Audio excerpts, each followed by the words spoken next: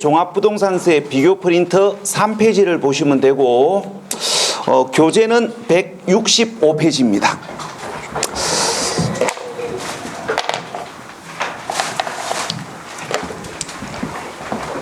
자, 교재 보실 분들은 교재 165페이지를 보시고, 자, 교재 보실 분들은 교재 165페이지를 보시고, 자, 프린터 보실 분들은 재산세 종합부동산세 비교 프린터 3페이지 보시면 됩니다. 자, 그럼 지금부터 이제 분할납부를 좀 설명을 해볼게요. 일단 자, 분할납부가 뭡니까? 분할납부. 우리가 분할납부의 정확한 개념을 설명하면 이렇게 됩니다. 우리가 분할납부를 우리가 이제 구체적으로 설명하면 이렇게 되는 거예요. 우리가 납부 기간 내에, 그러니까 납부 기간 내에 일정 금액을 납부하고 납부 기간이, 그러니까 납부 기간이 지난 후 나머지 금액을 납부를 함으로 인하여 우리가 세금을 한 번, 두 번, 2회 분할하여 납부하는 게 뭡니까? 분납입니다. 이 분납 개념을 가급적이면 정확하게 알고 계시는 게 분납을 공부하는데 일부 도움이 됩니다. 그래서 무슨 말인지 이해가 되시면 이렇게 정확하게 참고하십시오. 자, 그러면 이제 분할납부가 뭔지 분납 개념을 이해하셨으면 지금부터 여기다가 세 가지 이야기를 추가하셔야 됩니다. 자, 첫 번째 추가하셔야 될 거, 분납을 할 수 있는 요건이 어떻게 되는지. 그러니까 언제 분할납부가 가능하느냐 이 말입니다. 자, 언제 분납할 수 있는지를 정리하셔야 되는데 우리를 피곤하게 하는 거, 재산세, 종합부동산세, 양도소득세가 분납할 수 있는 기준이 다릅니다. 자, 재산세, 종합부동산세는 언제? 재산세, 종합부동산세로 납부해야 할 세액이 얼마? 250만 원을 초과했을 때 2회 분할납부가 가능해요. 근데 양도소득세는 양도소득세로 납부해야 할 세액이 얼마? 1,000만 원을 초과하는 경우에 분할납부가 가능합니다. 조세들마다 달라요. 그래서 제 개인적으로 교재 165페이지를 보는 것보다는 프린터 3페이지를 보시는 걸 권하고 싶습니다. 자, 그 다음에 분납 기간입니다. 그러니까 분납할 수 있는 기간. 그러니까 분납할 수 있는 기간을 정리하셔야 되는 이거예요. 우리가 이제 분납이라는 건 납부 기간 내에 일정 금액을 납부하고 납부 기간이 지난 후 나머지 금액을 납부함으로 인하여 2회 분할 납부하는 게 분납인데, 이 납부 기간이 지난 후 얼마 이내에 나머지 금액을 납부해야 되느냐 이 말입니다. 자, 납부 기간이 지난 후 얼마 이내에 나머지 금액을 납부하셔야 됩니까? 조세들마다 달라요. 우리가 재산세, 양도소득세는 납부 기간이 지난 후 얼마? 2개월 이내에 나머지 금액을 납부하시면 됩니다. 근데 종합부동산세는 납부 기간이 지난 후 얼마? 6개월 이내에 나머지 금액을 납부하셔야 됩니다. 그래서 결론, 조세들마다 분할 납부할 수 있는 기간이 다르다. 그 다음에 세 번째 보셔야 될 거, 분납 가능한 금액 크기입니다. 그러니까 분납 가능한 금액 크기를 보셔야 되는데 이거예요.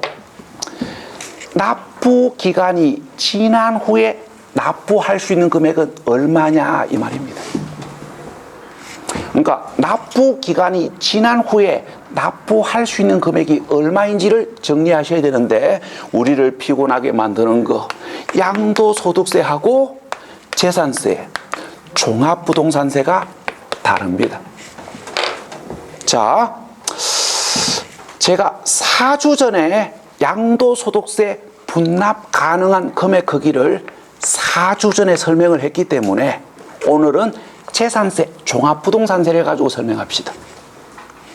자, 재산세, 종합부동산세 분납 가능한 금액 크기는 재산세, 종합부동산세로 납부해야 할 세액이 500만 원 이하냐, 500만 원을 초과하느냐에 따라 납부 기간이 지난 후에 납부할 수 있는 금액 크기는 달라지는데 재산세, 종합부동산세로 납부해야 될 세액이 500만 원 이하인 경우에는 250만 원 초과 금액을, 재산세, 종합부동산세로 납부해야 될 세액이 500만 원을 초과하는 경우에는 납부해야 할 세액 중 50% 이하 금액을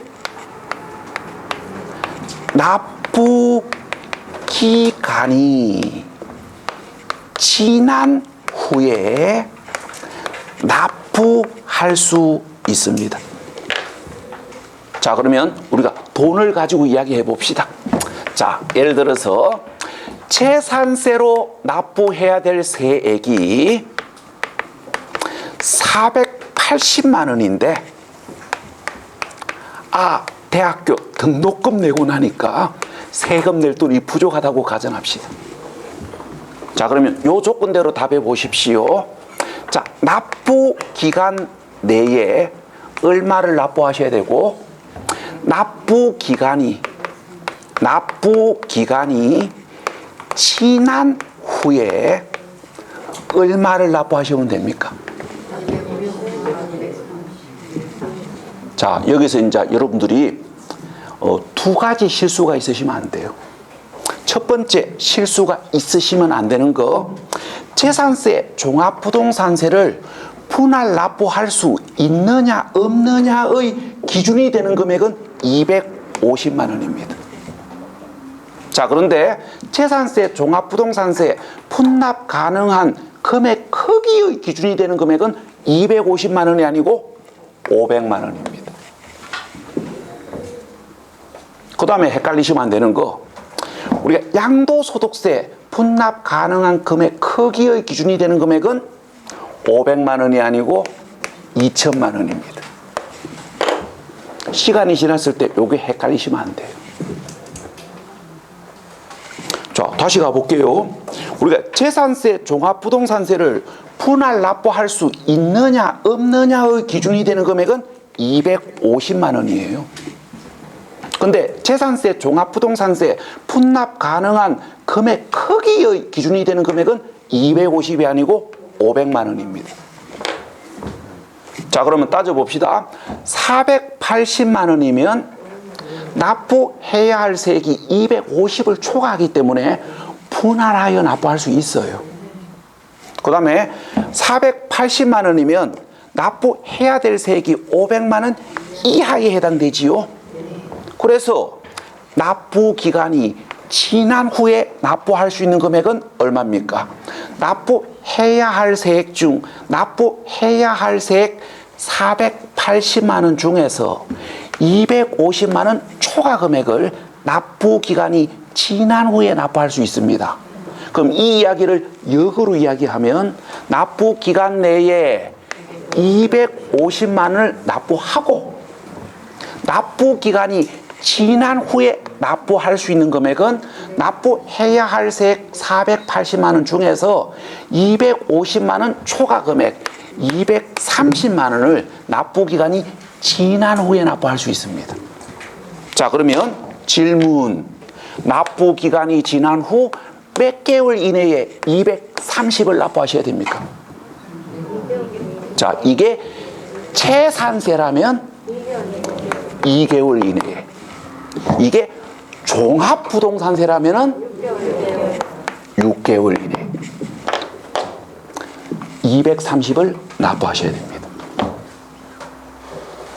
시험 문제에서요, 말로 물어볼 수도 있고 예를 들어서 물어볼 수도 있어요. 요거 정리하셔야 됩니다. 자, 그 다음에 물납입니다.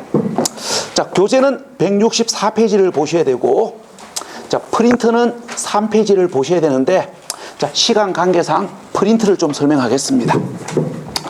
자, 물납에서 여러분들이 제일 중요하게 보셔야 될 거, 물납이 가능한 조세인지 물납할 수 없는 조세인지, 이게 제일 중요한 거예요.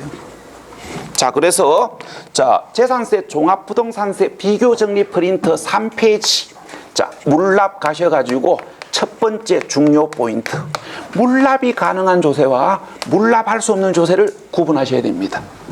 자, 우리나라 조세들 중에서 자, 물납이 가능한 조세는 국세 중에서는 상속세만,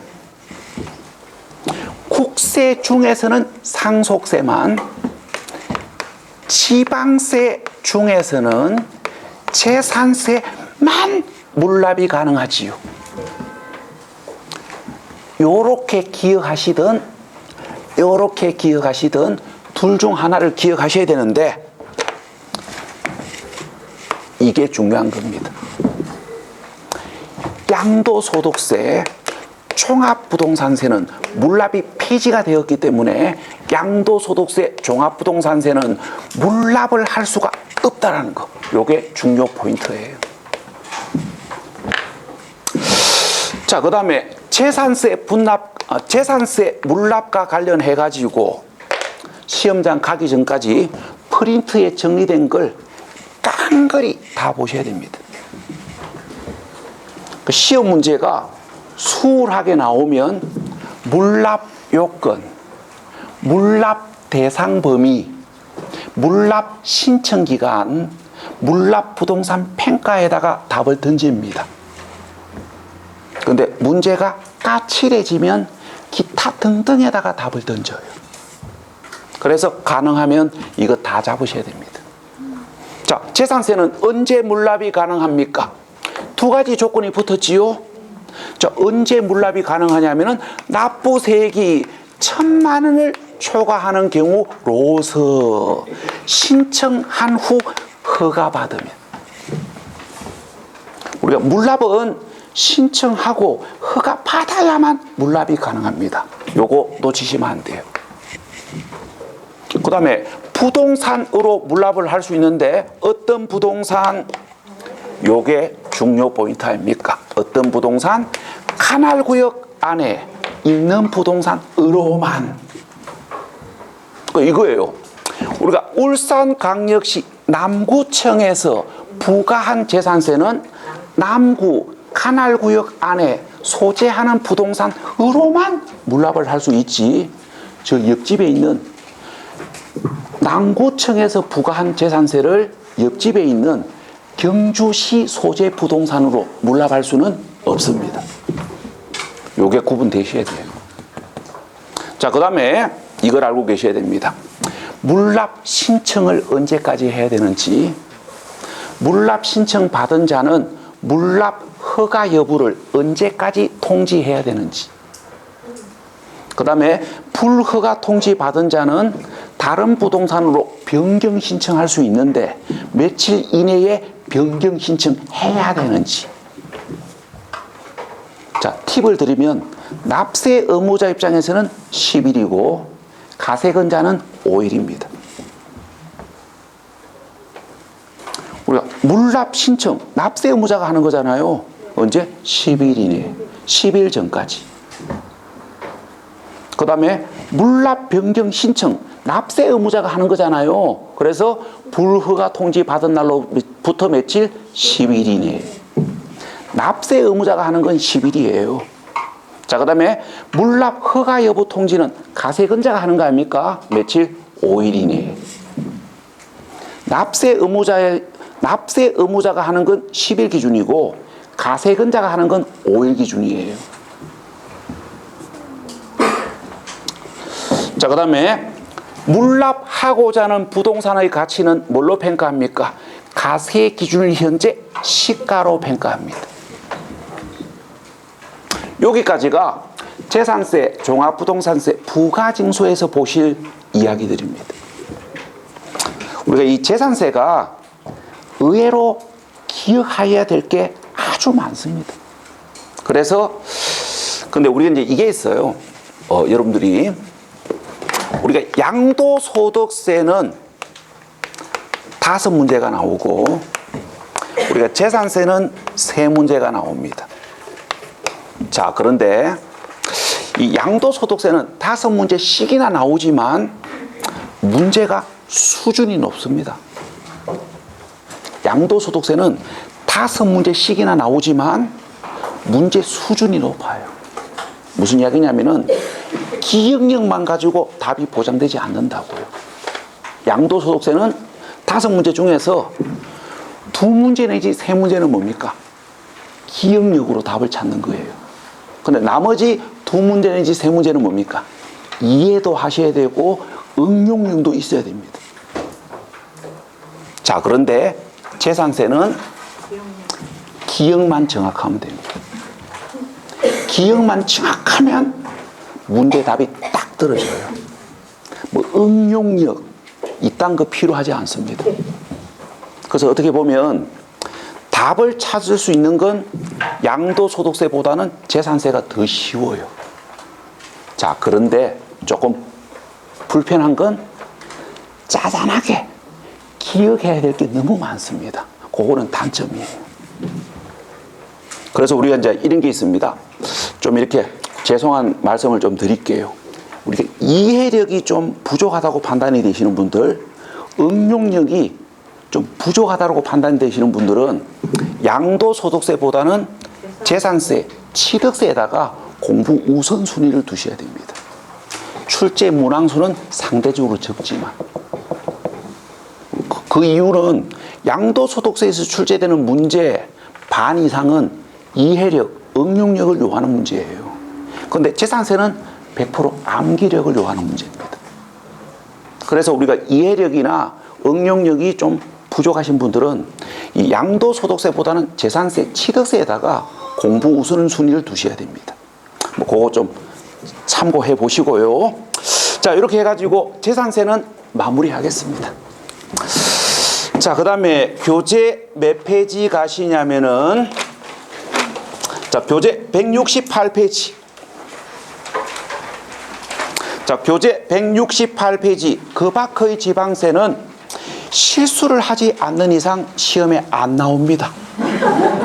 누가? 출제위원이. 출제위원이 작년에 그 실수를 했습니다. 작년에 우리가 지역 자원 실세가 최근 10년 동안 물어본 적이 한 번도 없었는데 작년에 생뚱맞게 물어봤었습니다. 올해 2회 연속으로 실수는 안 하겠지요.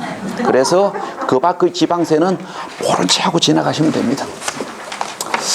자, 그 다음에 교재 182페이지. 182페이지 종합부동산세.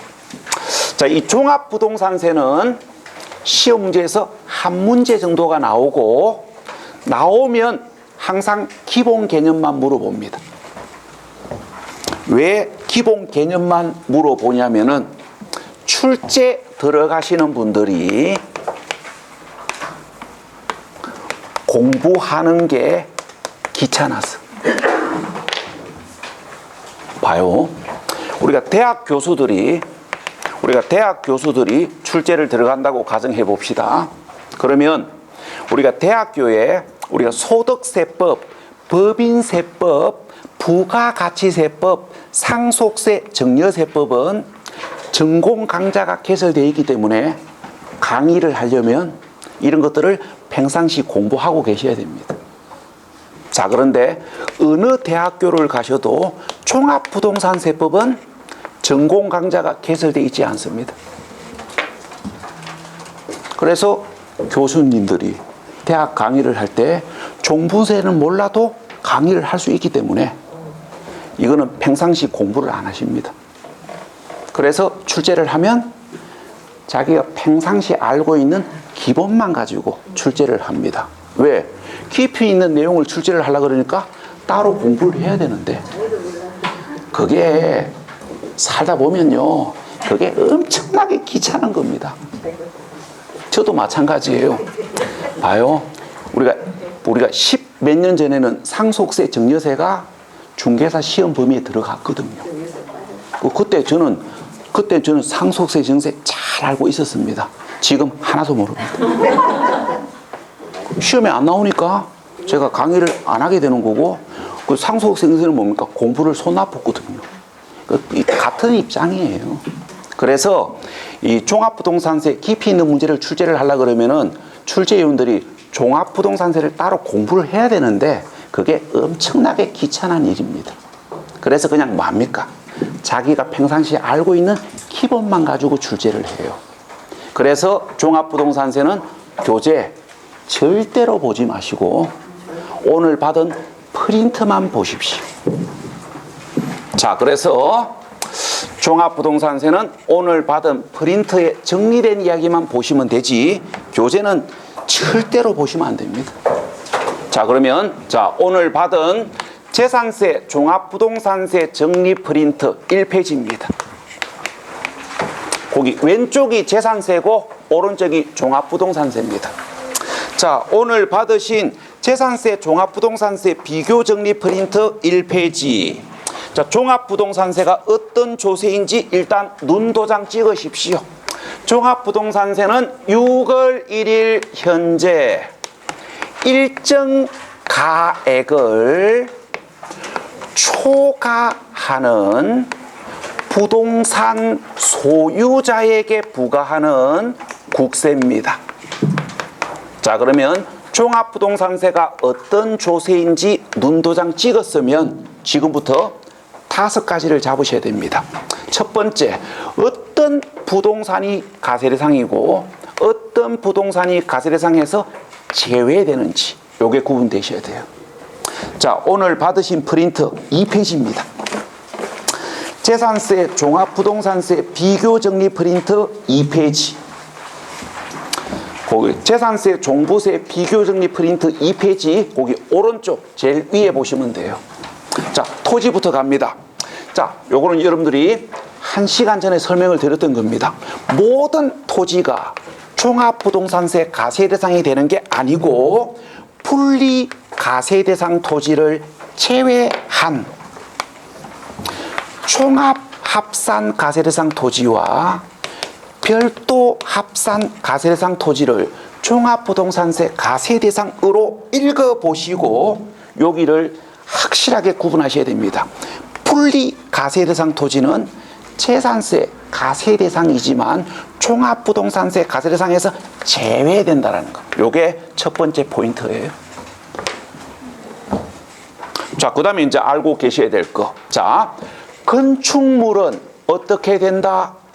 건축물은 주택만 종합부동산세 과세 대상이고 주택 이외의 건축물은 종합부동산세 과세 대상에서 제외된다는 거. 요거 정리하셔야 됩니다.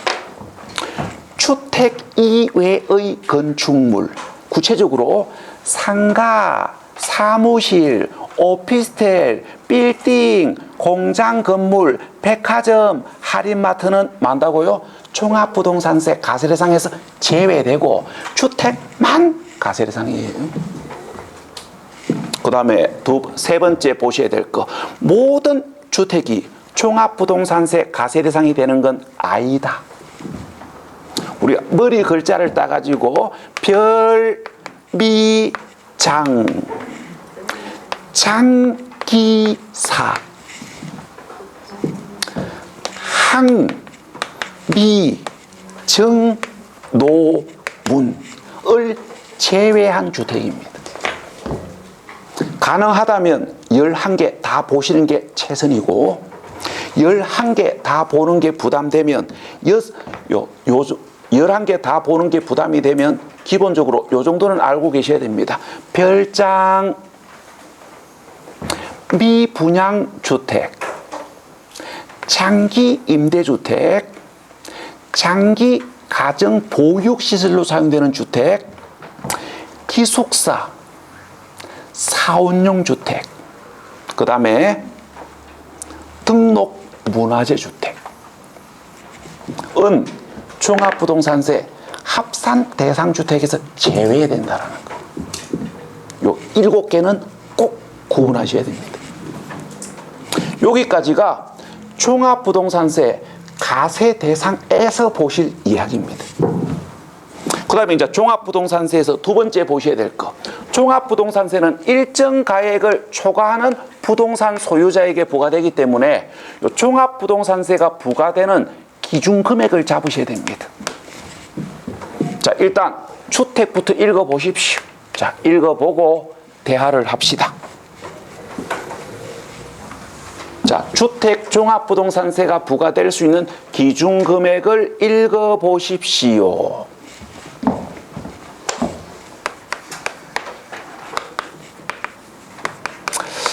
자, 읽어보셨으면 지금부터 이제 설명을 하겠습니다. 자, 첫 번째 알고 계셔야 될 거. 개인이 소유하는 주택이냐, 법인 소유주택이냐에 따라 다르다. 우리가 개인이 소유하는 주택은 소유자별 합산 금액이 일정 금액을 초과했을 때 종합부동산세를 부과해요. 그런데 법인 소유주택은 금액에 관계없이 종합부동산세 부과합니다. 요게 올해부터 개정되는 이야기입니다. 왜 법을 이렇게 개정했냐면은 그 이유는 투기꾼들 때문에. 자, 봐요. 우리가 1세대가 여러 개의 주택을 취득하면 취득세를 중과세하고 1세대가 여러 개의 주택을 보유하면 종합부동산세에서 분리해집니다. 그래서 투기꾼들이 여러 개의 주택을 취득했을 때 취득세가 중과세되는 걸 피하고 종합부동산세에서 분리해지는 걸 피하려고 뭡니까? 법인을 설립하고 법인 명의로 주택을 매입을 했습니다. 취득세 중과세를 피하고 종합부동산세에서 분리해지는 걸 피하려고. 그래서 정부가 화가 나가지고 법을 확 바꿔부십니다. 법인 명의로 구입하면 주택수에 관계없이 취득세 무조건 12% 때려부고요. 금액에 관계없이 무조건 종부세 때려부입니다. 법인 명의로 투기하지 말라고. 이게 올해 개정된 이야기예요. 물론 이제 예외는 있습니다. 자, 기숙사, 사원용 주택은 제외됩니다. 이거는 종업원들 복지 차원이잖아요. 종업원 복지 차원에서 구입하는 사원주택, 기숙사까지 종부세 때리면 그걸 핑계 삼아서 사장님이 기숙사 안 지줍니다. 그래서 우리가 기숙사, 사원용 주택은 법인 소유이더라도 종합부동산세 가세 대상에서 제외됩니다. 자, 그 다음에 이제 개인입니다. 자, 개인이 보유하는 주택은 합산된 금액이 일정 금액을 초과했을 때 부과합니다. 얼마? 자, 이게 구분되셔야 됩니다. 뭐가 구분되셔야 되냐면은 1세대가 하나의 주택을 소유하느냐, 1세대가 여러 개의 주택을 소유하느냐에 따라 다르다. 1세대가 하나의 주택을 소유하느냐, 여러 개의 주택을 소유하느냐에 따라 다르다고요. 자, 나도 집이 있고 배우자도 집이 있기 때문에 1세대가 여러 개의 주택을 보유하는 경우에는 소유자별 합산된 금액이 얼마? 6억을 초과했을 때 종합부동산세를 부과합니다.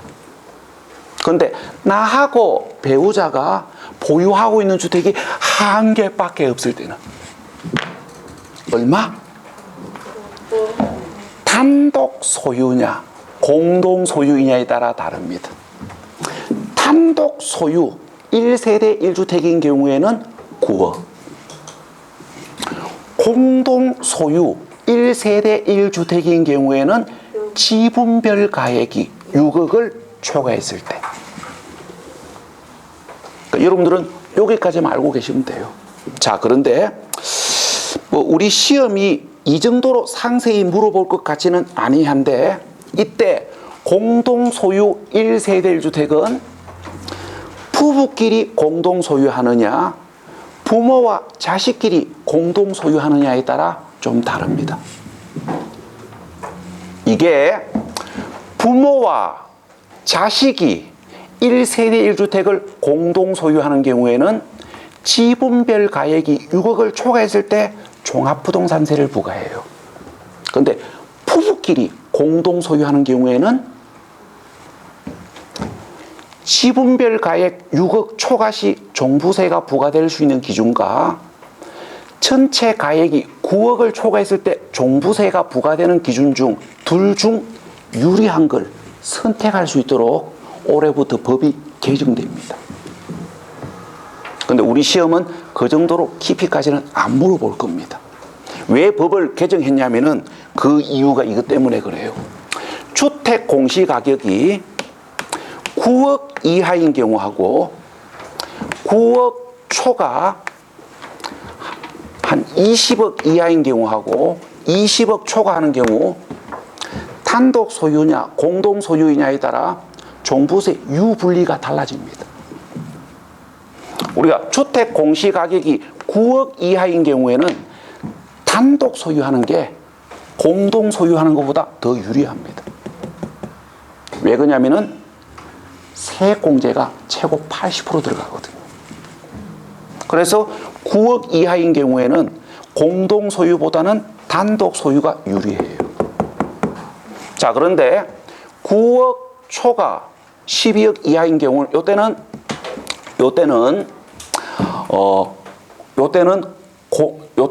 공동 소유가 유리합니다.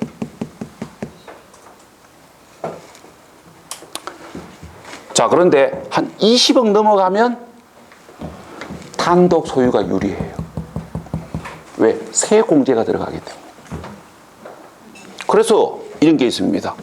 자, 우리가 2, 3년 전에 서울 대부분의 주택의 공시가격은 9억 전후였습니다. 자, 그런데 1년 전에 공시가격이 한 10억, 12억 전후였습니다. 그래서 세금을 유리하도록 만들기 해가지고 단독 소유에서 공동 소유로 많이 바꿨습니다. 왜? 9억에서 20억 사이는 공동 소유가 유리하거든요. 근데 작년에 서울 집값이 너무 많이 올라가지고 막 20억, 25억이 돼버리니까 이게 단독 소유가 더 유리하거든요. 그래서 단독에서 공시가격이 오르면서 공동 소유가 유리해가지고 공동 소유를 바꿨는데 집값이 더 올라 보니까 단독이 더 유리하거든요. 그 사람들이 뭡니까? 당황스럽습니다. 그래서 이런 사람들을 하도 이제 불만이 많으니까 정부에서 이제 이렇게 한 거예요. 우리가 그 부모와 자식이 공동 소유하는 경우에는 이대로 가는 거고, 그러니까 부모하고 자식이 공동 소유는 다시 부모와 자식이 공동 소유하는 1세대 1주택은 지분 가액 6억 초과 시 부과되는 이 기준이 고정되는 거고, 근데 이제 부부가 공동 소유하는 1세대 1주택은 단독 소유로 계산했을 때와 공동 소유로 계산했을 때 중 둘 중 유리한 종부세를 선택을 할 수 있도록 20년 12월 29일 날 법을 개정했습니다. 근데 우리 시험은 그 정도 상세히 묻지는 않기 때문에 그냥 이렇게 알고 계시면 됩니다. 1세대 1주택인 경우에는 단독 소유냐 공동 소유이냐에 따라 다르다. 자, 그 다음에 종합합산 가세대상 토지는 얼마? 5억을 초과했을 때, 별도 합산 가세대상 토지는 얼마? 80억을 초과했을 때 종합부동산세가 부과됩니다. 종합부동산세가 부과되는 기준금액을 잡으셔야 돼요. 그 다음에 이제 종합부동산세에서 세 번째 보셔야 될 이야기.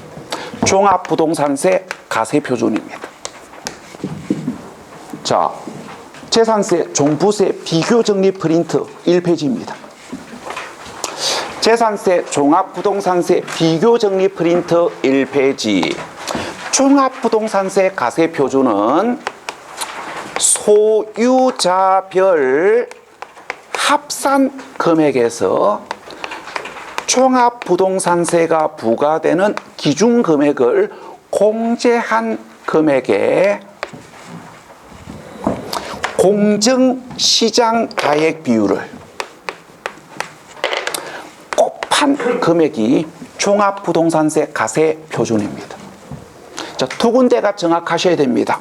첫 번째 정확하셔야 될 거, 공정가액 비율을 곱한 금액을 가세표준으로 한다는 거. 공정가액 비율을 곱한 금액을 가세표준으로 한다는 거. 요게 정확하셔야 되고, 그 다음에 소유자별 합산 금액에서 얼마를 공제받는지가 정확하셔야 됩니다. 소유자별 합산 금액에서 얼마를 공제하는지가 정확하셔야 되는데, 단순 설명하면 종합부동산세가 부과되는 기준 금액만큼 공제받습니다. 자, 우리가 1세대가 여러 개의 주택을 소유하는 경우는 합산 금액이 6억을 초과했을 때 부과하지요. 6억. 단독 소유 1세대 1주택인 경우는 9억을 초과했을 때 부과하지요. 그래서 9억. 총합합산 가세대상 토지는 55억을 초과했을 때 부과하지요. 5억. 별도 합산 가세대상 토지는 80억 초과했을 때 부과하지요. 그래서 80억. 자, 그런데 법인 소유 주택은 금액에 관계없이 부과합니다. 그래서 공제되는 금액이 없습니다. 그러니까 종합부동산세가 부과되는 기준 금액만큼 공제한다고 알고 계시면 돼요. 일일이 암기하려고 그러지 말고요. 그럼 이제 시험에 나오면 요렇게 장난칩니다. 시험에 나오면 요렇게 장난치는 거예요. 자, 이렇게 물었을 때 맞는지 틀린지 판단해 보십시오. 주택 종합부동산세 가세표준은 소유자별 합산 금액에서 6억을 공제한 금액으로 한다. 말이 짧다. 6억을 공제한 금액으로 하는 게 아니고 6억을 공제한 금액에 공정가액 비율을 곱한 금액. 이 말이 없으면 오답이에요. 아니면 이제 이렇게 물어봅니다. 주택 종합부동산세 가세표준은 소유자별 합산된 금액에서 5억을 공제한 금액에 공정가액 비율을 곱한 금액으로 한다. 종합합산이 5억이고 주택은 6억. 자, 그 다음에 종합부동산세에서 네 번째 보셔야 될 거, 세액공제입니다. 세액공제. 자, 재산세, 종합부동산세 비교정리 프린트 2페이지.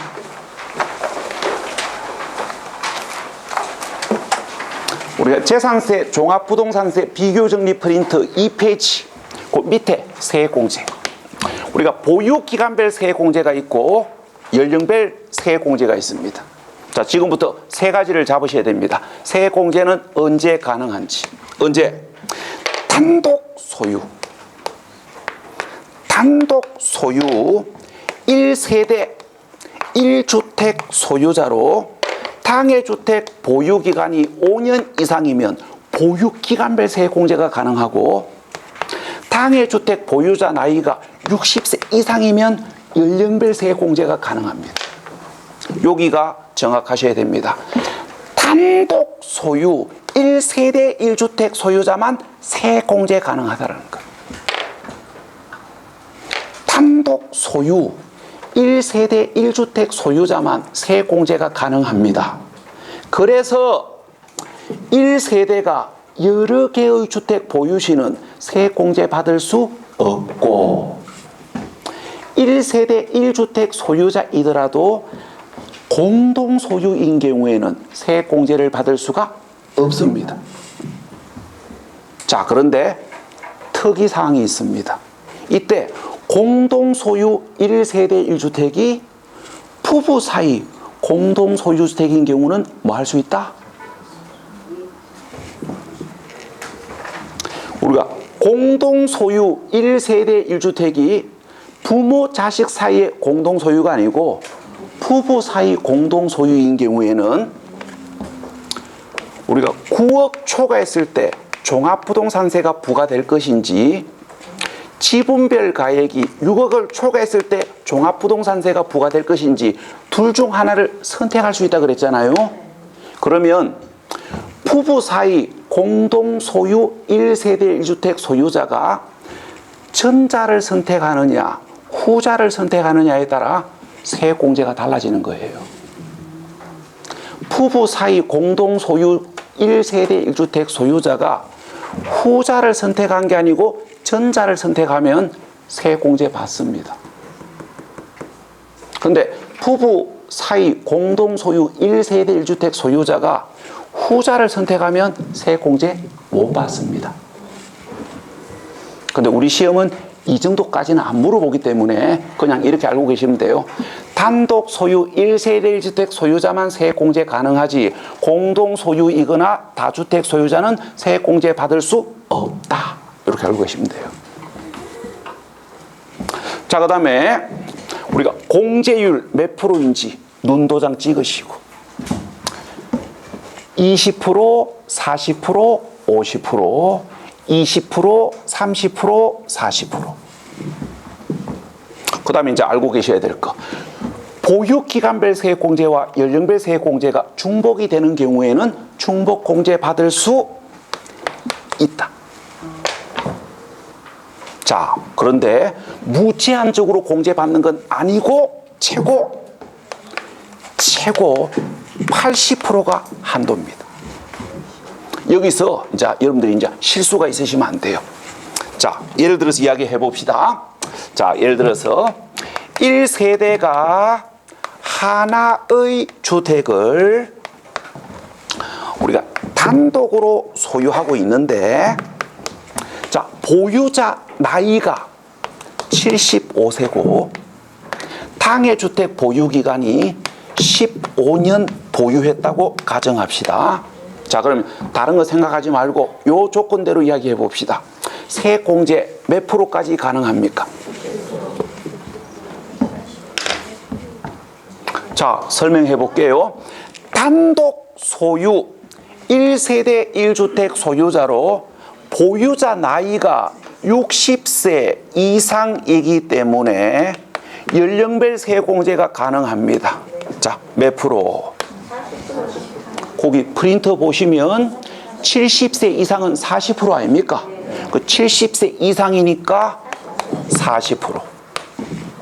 그 다음에 단독 소유 1세대 1주택 소유자로 당해주택 보유기간이 5년 이상 보유했기 때문에 보유기간별 세액공제 가능합니다. 몇 프로? 보유기간이 15년 이상이면 50% 아닙니까? 자, 그러면 연령별 세액공제와 보유기간별 세액공제는 중복공제가 가능합니다. 그래서 90%라고 이야기하고 집에 오시면 당한 겁니다. 봐요. 산술적으로는 최고 90%까지 가능해요. 산술적으로는 최고 90%까지 가능하지만 종합부동산세법의 최고 한도를 80%로 설정하고 있습니다. 그래서 90%가 아니고 80%. 자, 그 다음에 이제 종합부동산세에서 마지막으로 보셔야 될 거. 재산세, 종합부동산세 비교정리 프린트 3페이지. 우리가 이제 종합부동산세에서 마지막으로 보셔야 될 게 종합부동산세 부가징수 관련 내용을 보셔야 됩니다. 자, 그런데 우리가 30분 전에 재산세 부가징수를 설명하면서 이미 비교 설명을 다 드렸습니다. 그래서 추가 설명은 생략하겠습니다. 여기까지가 종합부동산세입니다. 자, 이렇게 해가지고 오늘 부동산 보유 관련 조세는 마무리가 됐습니다. 자, 수고하셨고 2주 후에 오시면 그 양도 관련 조세, 양도소득세 진도 들어가겠습니다. 자, 수고했습니다.